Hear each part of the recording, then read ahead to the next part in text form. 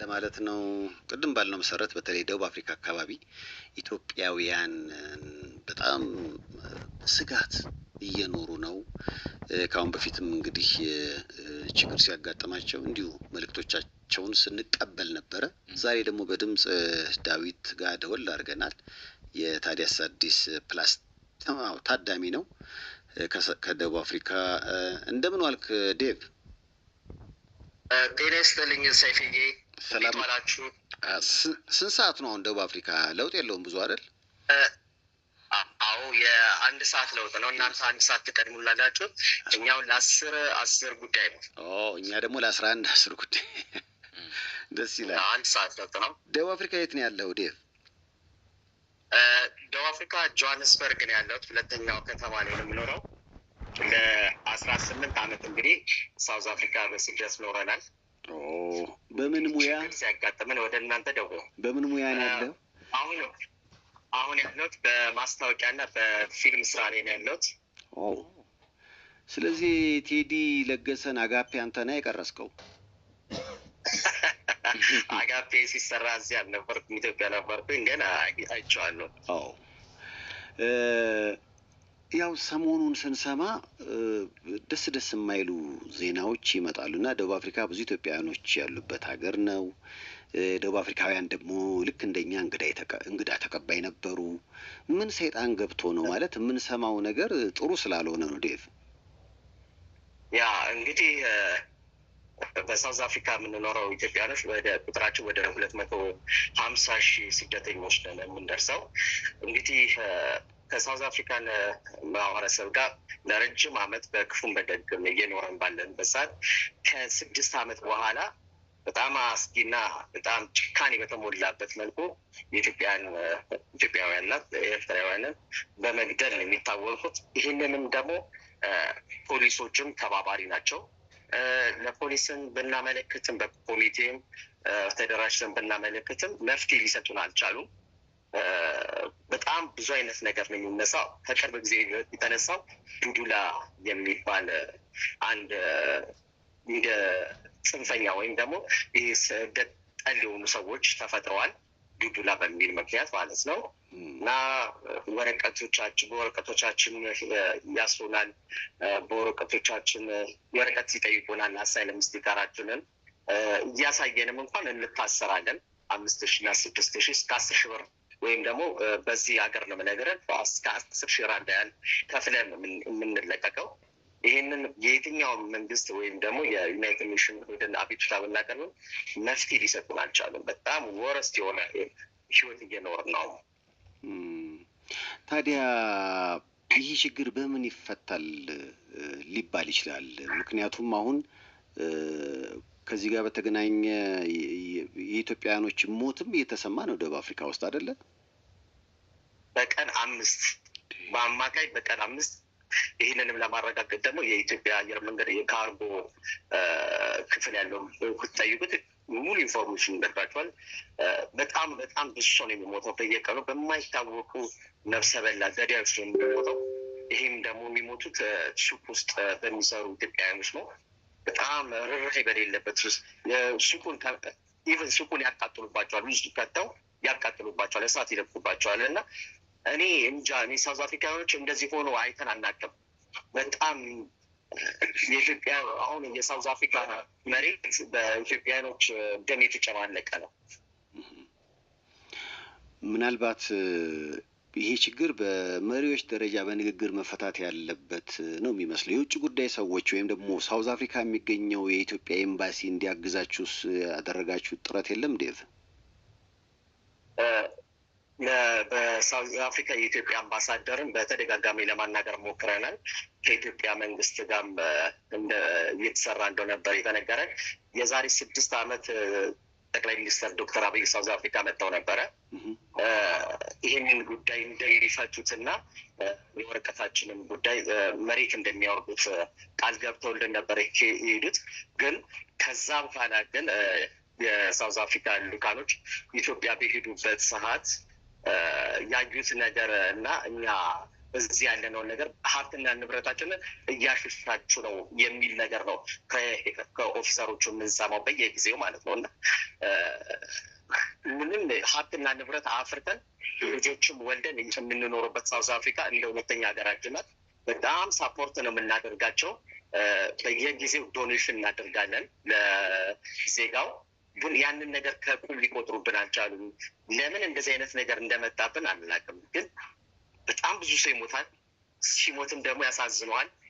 ወይ ከልጆቻቸው ጋር ሆኖ ነው በጥይት የሚመቱት።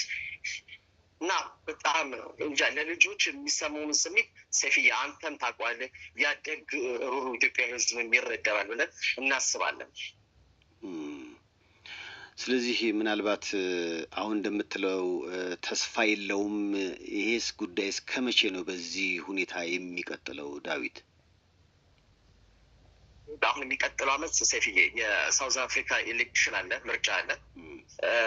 ያንን ለማድረግ የሳውዝ አፍሪካ መንግስት ወይም ደግሞ አሁን እየመራት ያለ ኤንሲ ህዝቡን ለማነቃቃት ሲል ስደተኞችን አስወጣለሁ የሚል ነው የሚይዘው እና ሀብታችን ንብረታችንን ስደተኞች ተቆጣጥረውበታል ምናምን ብለው ህዝቡን ያነሳሳል። የራሱን ፖለቲካ ፍጆታ ወደ ስደተኛው ህዝብ ነው የሚያወርደው እና አሁን ምርጫው እየደረሰ ነው። ያንን ምርጫ እስከሚያልፍ ድረስ ሰቀቀን ነው። በጣም እንጃ እንግዲህ ምን ብዬ እንደምናገር ቃላት ያጥረኛል። ግን በ5 ቀን ውስጥ ወደ 6-7 ኢትዮጵያውያኖች የሞቱት ያለምንም ሪዝን እና መቼ እንደሚቆምልን ግን አናውቅም። ድመት ይፈራሉ። በጣም ነው ድመት የሚፈሩት። ግን እኛን እንደ አይጥ ነው እየገደሉን ያሉት። የሚሉንም የሚጠሩንም አይጥ ነው የሚሉን እና ሰው ሆነን ሳለ ሀገሪቷን በፓን አፍሪካ ያደረግነውን ነፃነት እንዲወጡ የተጋደልነውን ተጋድሎ ምንም ከቁም የሚቆጥሩት አይደሉም እና ሳውዝ አፍሪካ መኖር ጋነም እንደመኖር ነው ይባላል። እና አሁን ምናልባት ወደ 250,000 አካባቢ ኢትዮጵያውያኖች በሳውዝ አፍሪካ ይኖራሉ ብለሃል። በዚህ ደረጃ አስጊ ከሆነ ህይወት እዛ ላሉ ምን እያደረጋችሁ ነው? እንደ ኮሚኒቲ አንዳንዴ አንድነት ኃይል ነው ይባላል እና ይህን ሀሳባችሁን ወይ በድምጻችሁን ደቡብ አፍሪካ መንግስት እንዲሰማ ሰላማዊ ሰልፍ ማድረግ ይሆናል ወይ በሌሎች አማራጮች ቢያንስ ችግሩ መፍትሄ እንዲያገኝ ዝም ብሎ መሞት ነው መፍትሄው ወይስ መሆን ያለበት ወይስ ሌላ አማራጭ አለው? እንግዲህ ሰው ሁሉ በየቦታው የሚሞክራቸው ሙከራዎች አሉ። እንደ ኮሚኒቲ ሊደርም ብዙ ነገር እየተሰራ ነው። ለዩናይትድ ኔሽንም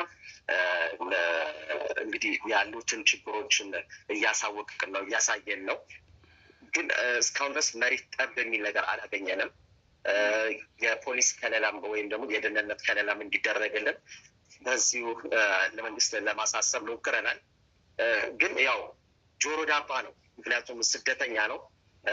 እናንተ ገንዘባችንን በላችሁብን፣ ጥሪታችንን ወሰዳችሁብን ነው የሚሉን።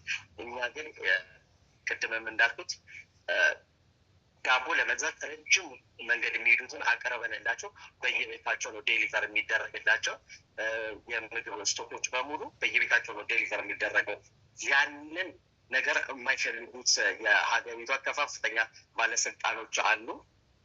ለፖለቲካ ጥቅማቸው ስደተኛውን መጠቀሚያ አድርገውታል እና ብንጮሁም ሰላማዊ ሰልፍን ብንወጣም ተገደልን ታረድንም ብንል ማንም ሰሚ ያጣ ነው ሰይፍዬ። እና በአንተ በኢትዮጵያ እንግዲህ በአንተ ሬዲዮም በታዲያስ አዲስ ፕላስም ድምጻችን ይሰማ ዘንድ ነው ወደ አንተ የመጣ ነው።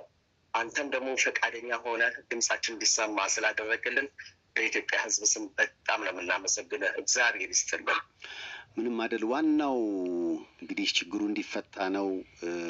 እዚህም ያሉ የውጭ ጉዳይ ሰዎች ጉዳዩን እንዲያውቁት እናንተም እዛ በርቱ፣ እኛም ደግሞ ጉዳዩን እንዲያውቁት። ከአሁን በፊትም የተወሰኑ ችግሮች በመላው ዓለም ባሉ ስደተኞች ላይ ሲከሰቱ ብዙ ጊዜ እናሳውቃቸዋለን፣ መረጃ እንሰጣቸውና እነዛን ችግሮች ለመፍታት ሲንቀሳቀሱ አስታውሳለሁና ለዚህም ችግር መፍትሄ ይፈልጋሉ ብዬ አስባለሁ። ነገሮች ጥሩ እንዲሆኑ እመኛለሁ። አይዟችሁ፣ እግዚአብሔር ከሁላችን ጋር ይሁን።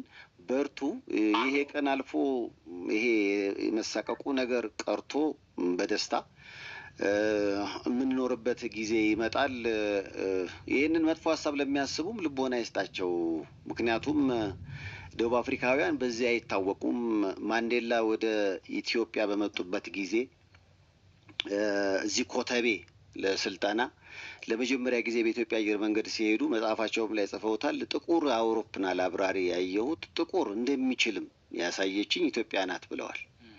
እና የእሳቸው ሌጋሲ፣ የእሳቸው መንፈስ፣ የእሳቸው አስተሳሰብ ግን በጊዜ ሂደት አሁን ያለው ትውልድ ጋር የደረሰ አይመስልም ወይም ተረስቷል። እና በተወሰነ መጠን የኛም ውለት አለ። እንግዲህ እርግጠኛ ነኝ በጊዜ ሂደት ነገሮች ጥሩ ይሆናሉ። ዴቭ አይዟችሁ፣ እንጸልያለን፣ እናንተም ጸልዩ። እናመሰግናለን ሰፊዬ። እግዚአብሔር ይስጥልን። ኢትዮጵያ ሀገራችን ህዝባችንን ከክፉ ነገር ይጠብቅልን። ሀገራችንን ለማየትም ያብቃን። ሰላም ሁኑልን። ከልብ እናመሰግናለን ሰፊዬ። ዋው! ያው እንግዲህ